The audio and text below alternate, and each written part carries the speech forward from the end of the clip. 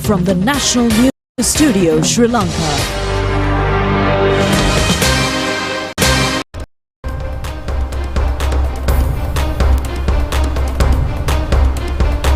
Good evening. This is the National News Telecast. I'm Movin Hettiarache. And I'm Hishain Ali. Let's have a look at the headlines for tonight.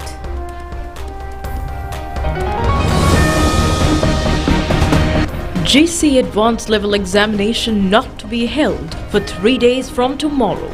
Alternative days announced. Is due to rainy weather conditions. More than 200 millimeters of heavy rains today, and also the Met Department issues red warning. An interim budget for the first 4 months of next year. Appropriation Bill 2025 would be presented in the Parliament on the 9th of January. The cabinet spokesman says that the Korean E8 visa methodology cannot be legalized since it is an illegal process. Arjun Mahendran issued notices on bond scam. A 2-day debate on the policy statement of the government. Israel attacks southern Beirut in Lebanon.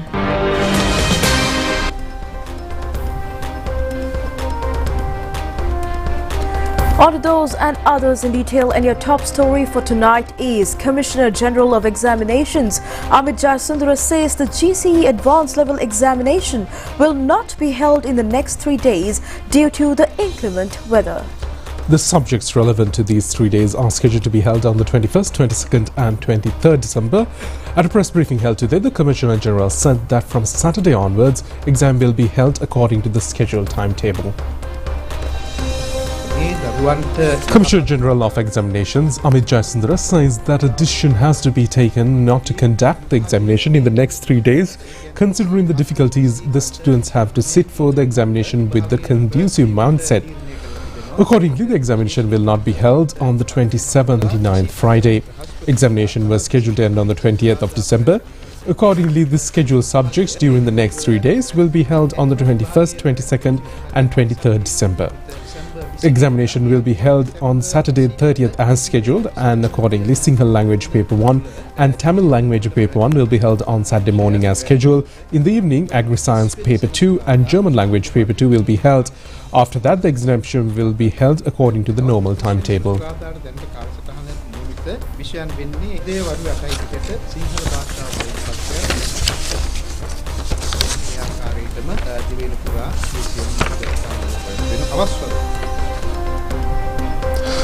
An interim budget should be submitted to the Parliament to allocate provisions for the continuation of currently implemented projects and public services for the first 4 months of 2025. Accordingly, the Cabinet of Ministers has approved a proposal presented by President Anurakumara Dissanayake in his capacity as the Minister of Finance, Planning and Economic Development to formulate an interim budget for the first 4 months of 2025. Accordingly, the interim budget should be processed including relevant expenses for government recurrent and capital expenses, public debt servicing and loan restructuring.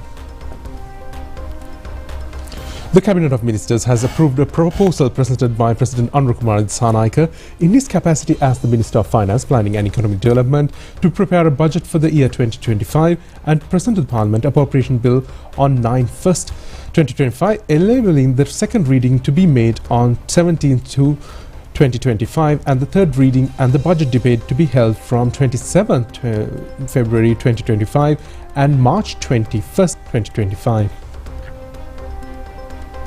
The Cabinet of Defence has approved required provisions for recurring essential expenses and accounting for the remainder of the period of the year 2024 to be obtained from the supplementary estimate of 219,373 million rupees. Accordingly, there is a possibility to obtain certain identified expenses through adjustments made through provisions within the limitations of the approved expenditure estimate for the year 2024, and the relevant adjustments could be made in such a manner not to exceed the approved overall expenditure limits and not affect the maximum government debt obtaining limit. The Cabinet of Ministers has approved an import of 70,000 metric tons of golden variety of rice, which is similar to the type of steamed nard rice, as an immediate measure considering the prevailing shortage of nard rice in the market at present.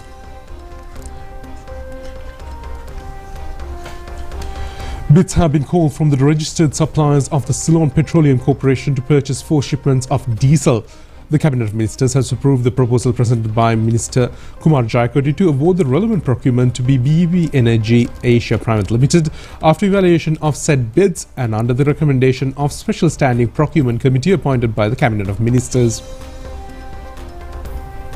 The Cabinet of Ministers has approved a proposal presented by President Anurag Kumar Dissanayake in his capacity as the Minister of Finance, Planning and Economic Development for the restructuring of international sovereign bond through the exchanging of new bonds for the presently existing bonds.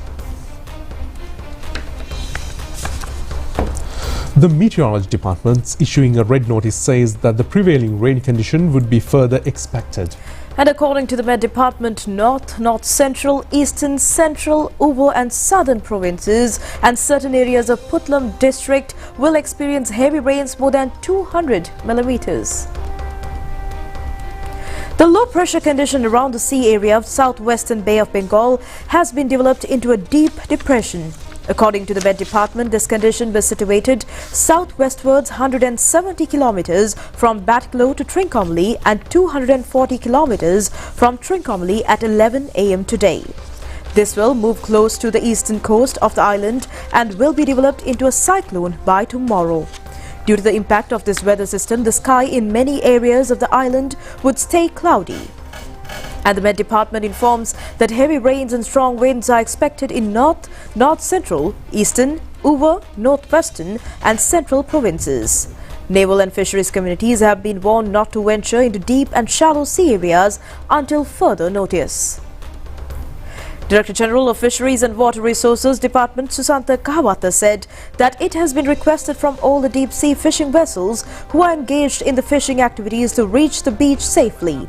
He said that multi-day fishing vessels are already in the Arabian Sea in the sea around the island and they will not be affected. He added that the present weather condition would affect only the sea area close to the island. According to our correspondent, a strong windy condition is prevailing in the coastal areas of the Batclow district fishery activities around Katankudi, Atulkal, Punachulmunai, Navaladi, Kaladi and other sea areas. A 61-year-old woman died due to a fall of a wall of a house at Badulugastana in Bandarwala.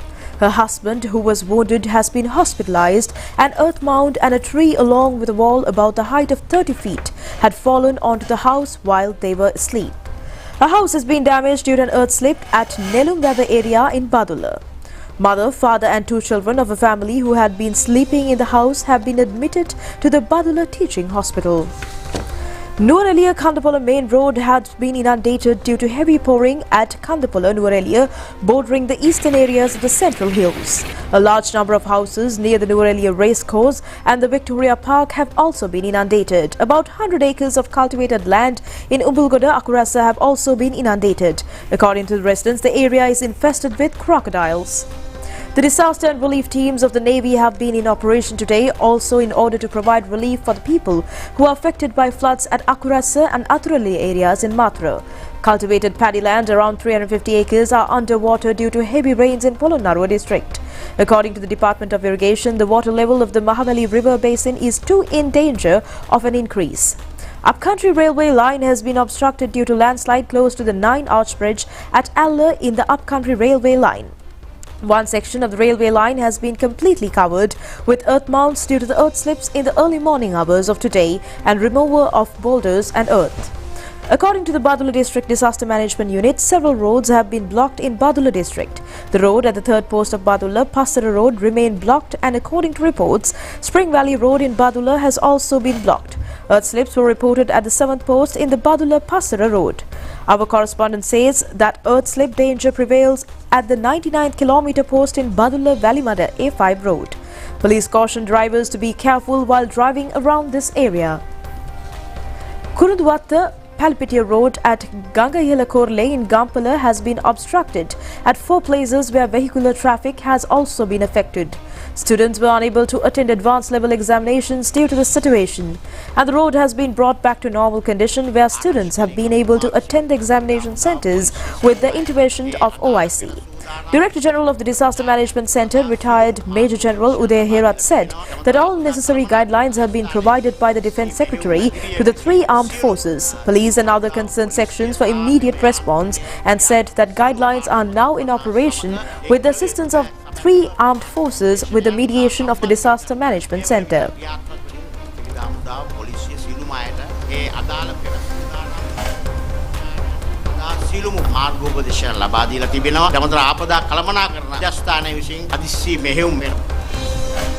And in the meantime, the National Building Research Organisation has issued a warning notice considering the prevailing weather condition. Accordingly, landslide warnings have been issued to divisional secretariat areas of Megahakula, Passara, Haliyala and Badulla in Badulla district and Deltota, Ududumbura, Gangawata Korale, Udapalata in Kandy district divisional secretariat areas and the divisional secretariat areas of Haguraketa, Walapane in Nuwara district. In the meantime, under the stage 1 warning notices have been issued in Badulla, Gaul, Kalutara, Kandy, Kegaul, Matale, Matara, Nuwara and Ratnapura districts. Senior geologist of the National Building Research Organisation, Vasanta Senadira, said that the officials of all the 10 districts of the National Building Research Organisation have made necessary arrangements. He said that the Disaster Management Centre is taking constant steps regarding the prevailing condition and warning boards have also been placed to caution the general public.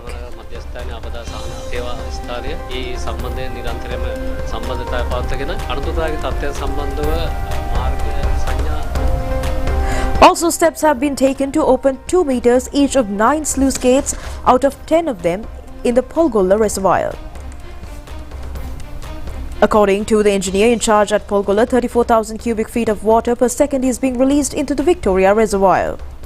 A large number of paddy fields have come underwater due to overflowing of tanks in Manakulam, Samanakulama and Asikulama and Polankulama in Vaunia.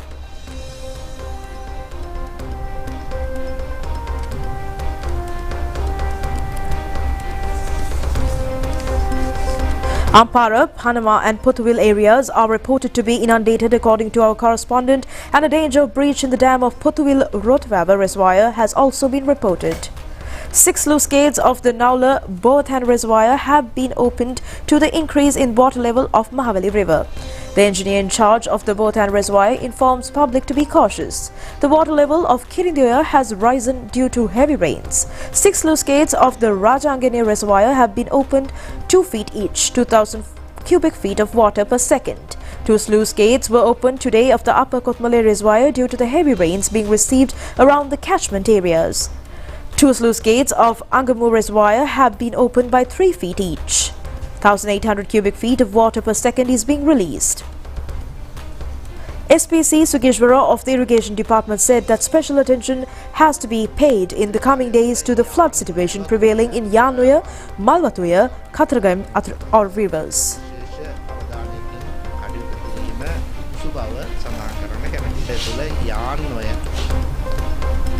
Ministry of Public Security and Parliamentary Affairs says reports published on the statement alleged to be made by Minister Anand Vijaypala on the Mahavir commemoration are false. The ministry states that a statement made by the ministry has been distorted and published through media. A statement given to media by the minister after a program held in Galagamu area has been edited and broadcasted. The ministry has observed the video clip has been published on mainstream media, social media and sub-websites. The minister has stressed this occasion since LTTE is a banned organisation and they are unable to hold commemorations or they cannot influence the society about their existence. In the meantime, the tax income of the first 9 months of this year in the country has increased by 39% compared to the same period last year.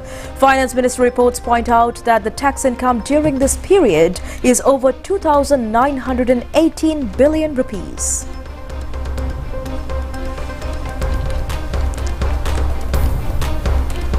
Accordingly, the budget deficit has decreased by 40%. The Finance Ministry says that the non-tax income of the government has increased up to 229.7 billion rupees, up to a 30% growth. It was recorded that the total income of the first 9 months of this year is 9.3% of the gross domestic production. It was 7.6% last year, and the ministry expects to achieve a target of at least 13% of the GDP this year.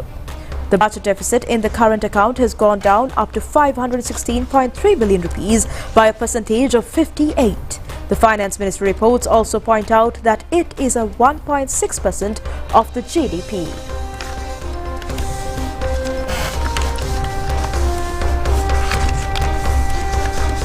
And in the meantime, Cabinet spokesman Minister Dr. Nalindra Jayasistha says that the government cannot legalize since the Korean E8 visa methodology is an illegal process. The minister further said that it is expected to provide justice to those who obtain those visas, and the minister made these observations answering a question raised in a media briefing held in Colombo today in order to announce the cabinet decisions.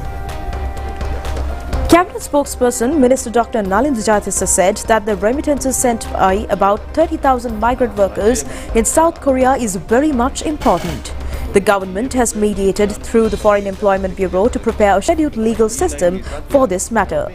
That is called E9 visa system. However, this so-called E8 system is an illegal process which has been implemented even without informing the Foreign Employment Bureau.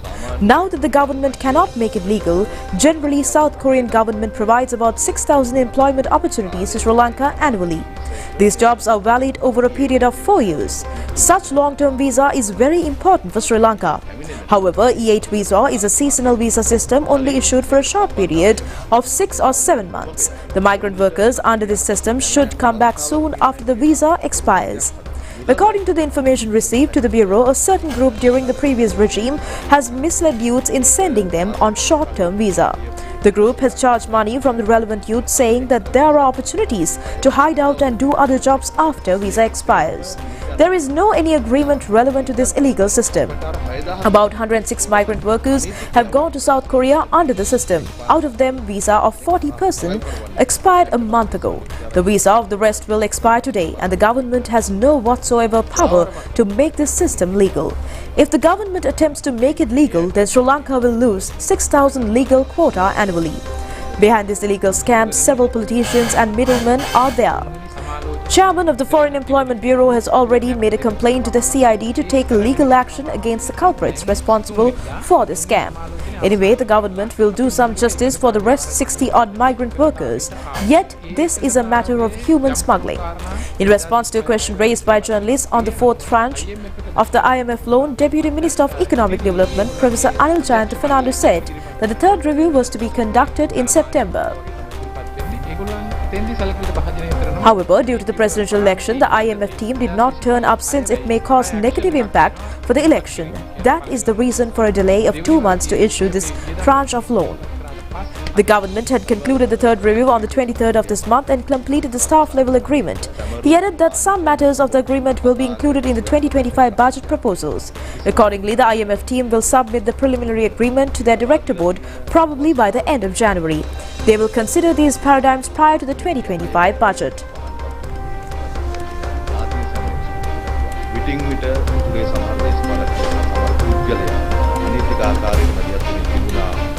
Meanwhile, Cabinet spokesman Minister Dr. Nalindra Jayasistha also said that President Anwar Kumar Dissanayake would be visiting India and China at the invitation of those countries. A 16-day series of programs commenced today in order to prevent gender-based violence with the participation of Prime Minister Dr. Harini Amarasuriya. The program officially commenced at the Colombo Town Hall under the theme "A Safe Common Place for All in Sri Lanka Without Violence Based on Gender Bias." Prime Minister Dr. Harini Amarasuriya stressed the need to create a common space including everyone in a safe Sri Lanka to get rid of violence based on gender bias. She added that the government is dedicated to address violence based on gender bias through multi-sectoral cooperation and empowerment of policies. The importance has also been emphasized to work collectively in order to implement this program.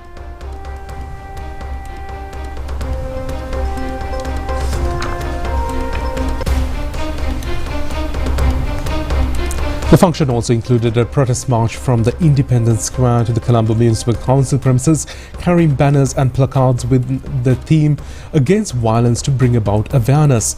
A group representing members of government, private and civil organizations participated in the event. And on to more news here at home. Colombo Magistrates Courts today issued notices to Arjun Mahendran to appear before the courts on the 25th of February next year. This decision was taken after considering a request made by the Commission of Investigation Bribery or Corruption. This case has been filed against Arjun Mahendra, naming as a suspect of causing a loss of over 10 billion rupees to the government by an issue of central bank bonds during the 2015 year.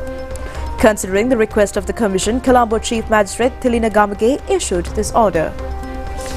The case of causing a loss of over 980,000 rupees to the Sri Lanka Rupavahini Corporation was taken up for hearing before the Colombo High Court Judge Navaratna Marsingha today. After recording the complaint evidence, the case was postponed to the 27th of January. This case has been filed against 3 persons, including former Minister Kehelia Rambukwala. The case filed against former parliamentarian Udaya Gammanpilla under the charge of culpable misappropriation of selling company shares worth 20 million rupees belongs to Australian national Brian Sharrock using a fake power of attorney was taken up for hearing today before the Colombo High Court Judge RSS Sapuvida. Colombo High Court today ordered the Attorney General to summon 2 witnesses of the complaint to give evidence.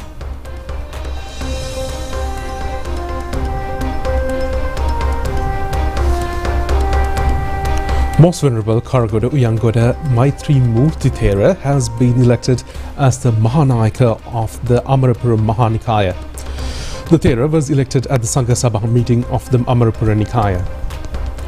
The meeting was held at the Gautama Tapowanaya temple in Kalapuava. Sanghanayaka of all chapters of the Amarapura Mahanikaya were present at this meeting, where the Most Venerable Karagoda Uyangoda Maitri Murti Thera was selected as the Mahanayaka Thera.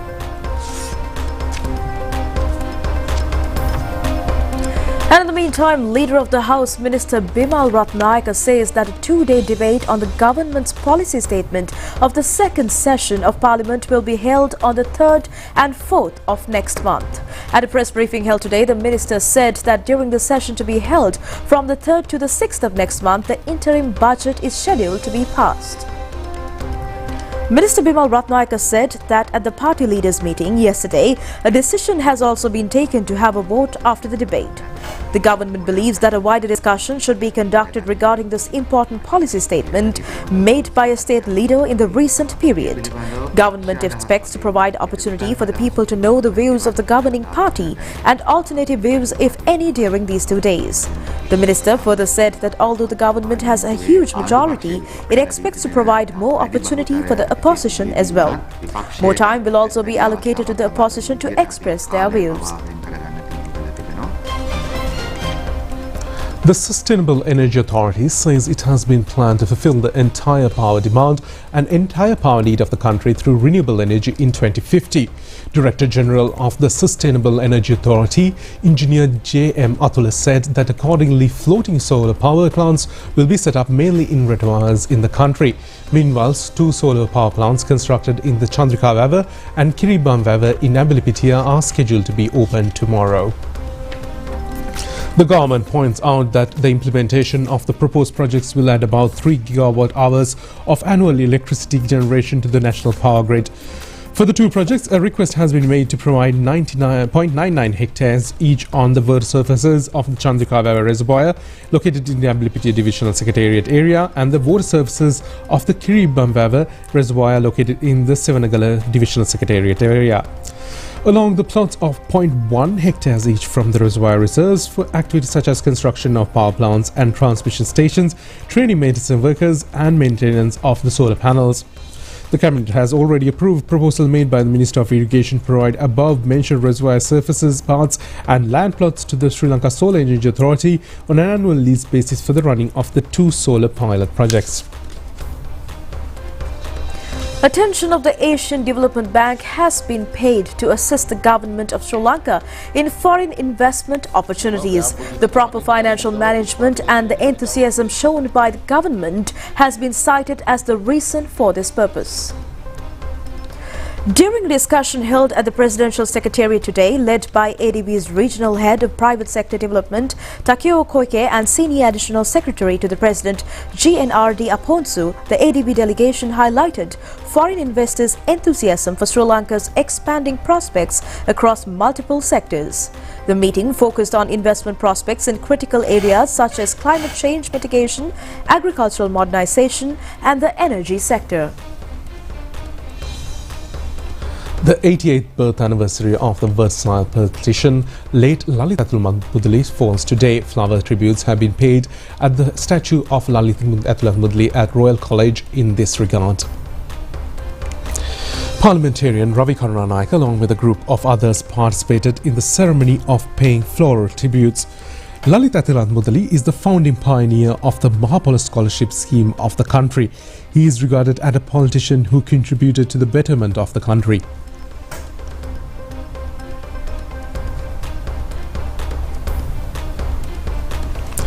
Parliamentarian Ravi Karunanika said that it is not clear why he has been targeted personally. He added that it is not proper to dump all the problems of other political parties and the views of the people are entirely different and that he has to be expected to be respected. He also pointed out that the dividing of the society could not be done and working in a united manner is the requirement of the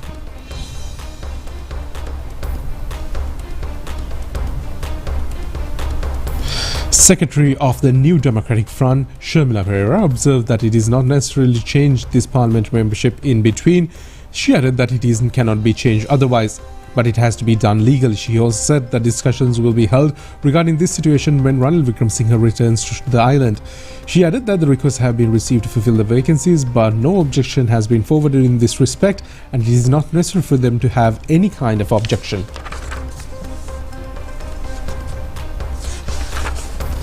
A meeting was held today between candidates who contested from Galle and Mathura districts in the general election from Samagijana Balavegia and another group of members of parliament in the office of the leader of the opposition. The discussion was held under the patronage of leader of the opposition Sajid Premadasa. Parliamentarian Nalin Bandara briefed the media after the discussion. MP Nalin Bandara said that there is no exact time period to fill the national list. Therefore, there is no haste. We can take a proper decision after a lengthy discussion. We must select the best person for the SJB national list, perhaps. In the meantime, former parliamentarian Chaminda Vijayasiri, calling a media briefing, said that persons should be named swiftly for the post of members of parliament. Former parliamentarian Chaminda Vijayasiri said that a party and a leader should have courage to take correct decisions. As a senior member of the party, the leader should decide the persons whom are to be selected. We'll be back with foreign news after a short break.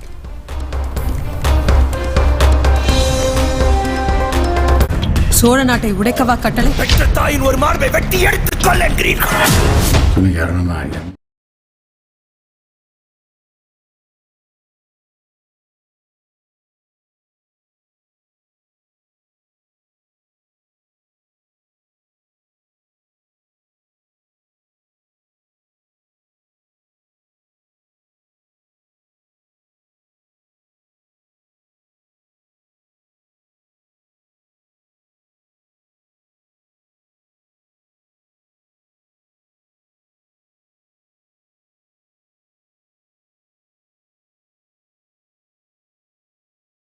Deal today, the US-backed proposal aims to achieve a 60-day cessation of hostilities with Hezbollah that some could hope is the basis of a lasting ceasefire.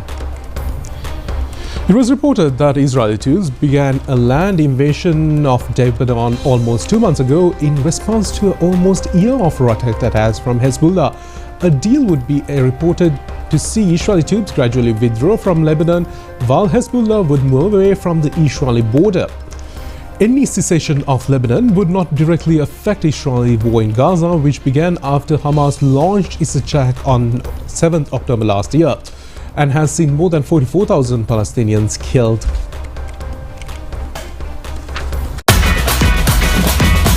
Prima Kutumi, Fantamai.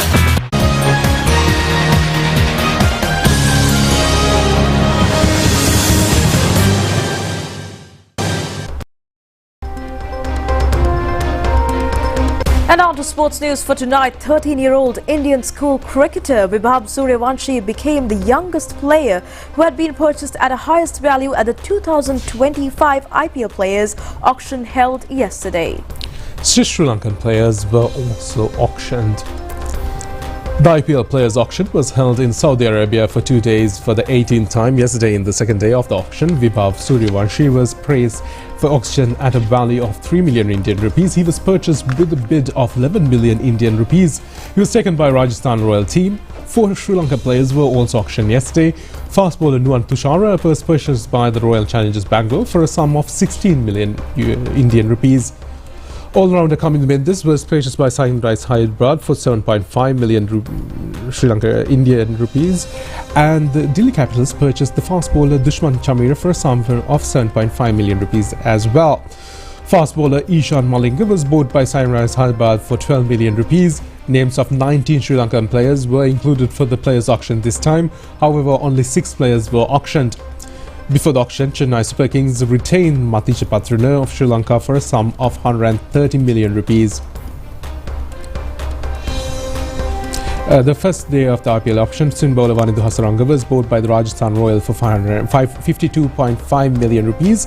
The same team purchased Matisha Patrana for 44 million rupees. The IPL Cricket Tournament 2025 is to be held from the 14th of March to the 25th of May.